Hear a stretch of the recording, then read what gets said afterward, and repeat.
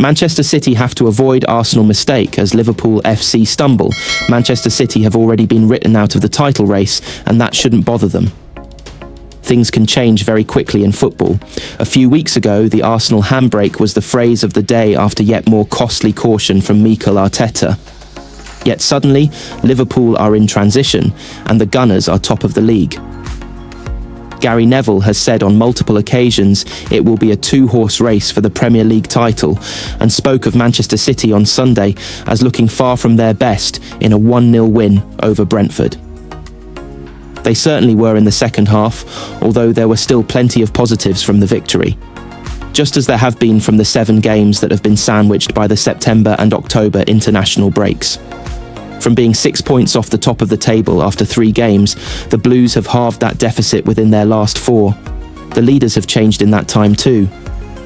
A flawless start from Arne Slot's Liverpool in terms of results, including victory over Arsenal, has been derailed by consecutive defeats at Crystal Palace and Chelsea. Allowing the Gunners to sneak ahead after their late victory at Newcastle was followed up with a comfortable win over West Ham. For City, though, it doesn't matter who sits on top of the table. They will want to keep tabs on Arsenal and Liverpool because they are the 2 teams that finished above them last season. But Pep Guardiola will know not to pay too much attention to them. Arsenal were intent on getting one over on City last season, having been beaten to the last 2 Premier League titles. But while they enjoyed thumping them 5-1 at the Emirates and finishing above them, they barely managed to put up any kind of challenge for the actual title. Arteta's team would have shaken hands at the beginning of the season for the guarantee of finishing above the champions, yet they ended it no closer to actually lifting silverware. It's just 7 games for the Premier League, Guardiola said on Sunday. I would say 3 weeks ago Liverpool apparently won the Premier League and now they have not. It's important to see the team better and better. Liverpool is an incredible team, like Arsenal. The question is, to improve and improve, the way we play, the way we defend, will help us to be close to fight. City don't need to make the mistake of trying to chase down a particular team, they just need to make sure they are in the mix for as long as possible. While they are, players can come back from injury, others can improve their form, and the whole squad can grow in confidence knowing they are in with a shout of winning the league again. There may come a time where attention has to turn to Merseyside or North London. City travel to Liverpool in February and host Arsenal in April in games that could be hugely important in deciding where the title ends up. But there is no point even thinking about that now, as City continue to focus on making improvements to their team from last season. If others want to be distracted by them, that can only help. Manchester City have to ask unexpected question of £31 million signing after shot call-up. Rayan Aït-Nouri could be back for Manchester City after the international break, but there is a question over whether he gets his place back. May's FA Cup final defeat to Crystal Palace is a blot on the copybook for Manchester City, but particularly for 20-year-old Nico O'Reilly. That is the only one of the previous 19 games he has started for his club that has ended with him on the losing side. O'Reilly is becoming something of a lucky charm for the Blues. After 22 starts in all competitions, they have been beaten just twice, and one of them is the Carabao Cup reverse to Tottenham last October, which feels like it shouldn't really count. You wouldn't put it all down to O'Reilly, but there is certainly an argument for the academy graduate being the kind of player who makes those around him better as well. For one so young, his game intelligence is excellent, which is why he has gone from promising attacking midfielder to England left-back in the space of 10 months. His call-up as an injury replacement for Reece James for games against Wales and Latvia is another indication of his rapid progress in this calendar year. Last season, he started his 7th game for City on April 6th. This season, he brought up that landmark on Sunday. It has taken O'Reilly just 10 starts in the Premier League to force his way into Thomas Tuchel's plans, and there is certainly a vacancy at left-back in this England squad. There is no reason he can't have one eye on the World Cup next summer. To do that, he will need more experience, and that might be the biggest question mark over the next few months. After all, O'Reilly still insists he isn't really a fullback, and his stint of filling in on the left was supposed to have ended with the £31 million signing of Rayan Aït-Nouri. That looked to be the case early in the season. The Algerian started the first 3 games, and when he was forced off through injury against Tottenham, it was Nathan Ake who replaced him. In the games against Wolves and Brighton, O'Reilly came on for Bernardo Silva in the kind of advanced midfield role he expects to eventually make his own one day. The problem with that plan is that he continues to make playing left-back look pretty easy. With Aït-Nouri now injured, O'Reilly has played all but 24 minutes of City's last 7 matches. Of course, he went unbeaten in a run that has already turned this campaign on its head. When domestic action resumes after the international break, the expectation is that Aït-Nouri will be fit, or at least close to being fit. If he doesn't get enough training to face Everton, he could be back by the end of this month. Then Pep Guardiola has a decision to make. He continues to be enthused by O'Reilly's talent and character, traits which will now be on show to an even wider audience.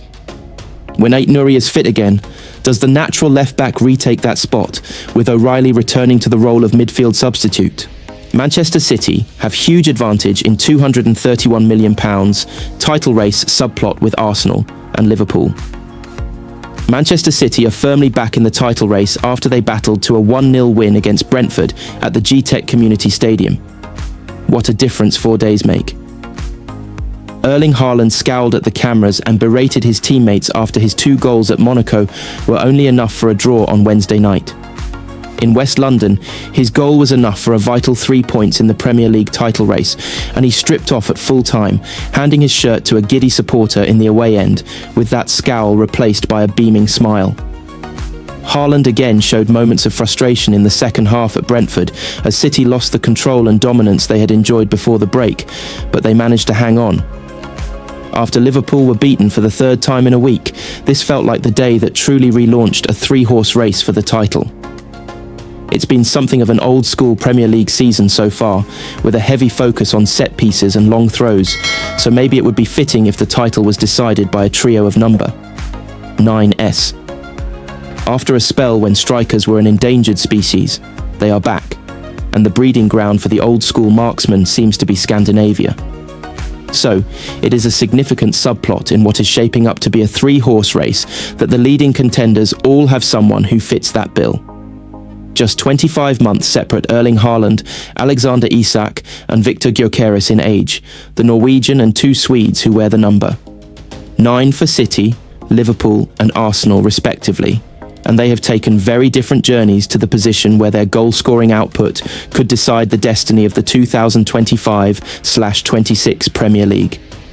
They cost their current clubs £231 million in transfer fees, and the fact that Haaland came in cheapest of all shows what a deal City got. Not only did they land the best striker of the modern era, but they also tied him to a contract that kept him at the Etihad until 2034.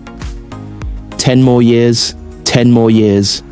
Erling Haaland sang the away end at the Etihad Community Stadium after he had scored his 18th goal in 11 games for club and country this year.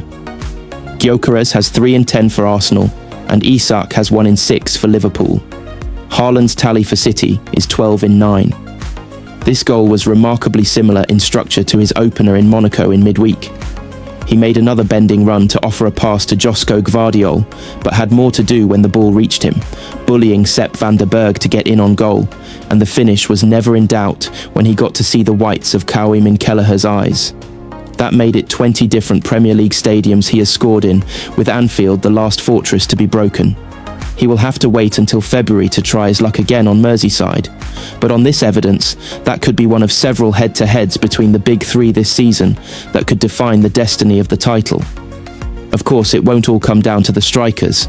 Arsenal and Liverpool could point to having attacks that contribute more collectively than City's, but for now, Haaland is making that irrelevant. He is scoring enough for 2 attackers, and if that continues, he could give his club the edge come May. Manchester City player ratings versus Brentford with 3 8 out of 10s as Erling Haaland, good Manchester City beat Brentford 1-0 in the Premier League to continue their unbeaten streak after being made to work hard for the points. Manchester City hung on to claim 3 points at Brentford for their first away win in the Premier League since the opening day. Defeat at Brighton was followed by a late draw at Arsenal, but the Blues left West London with a hard-earned victory.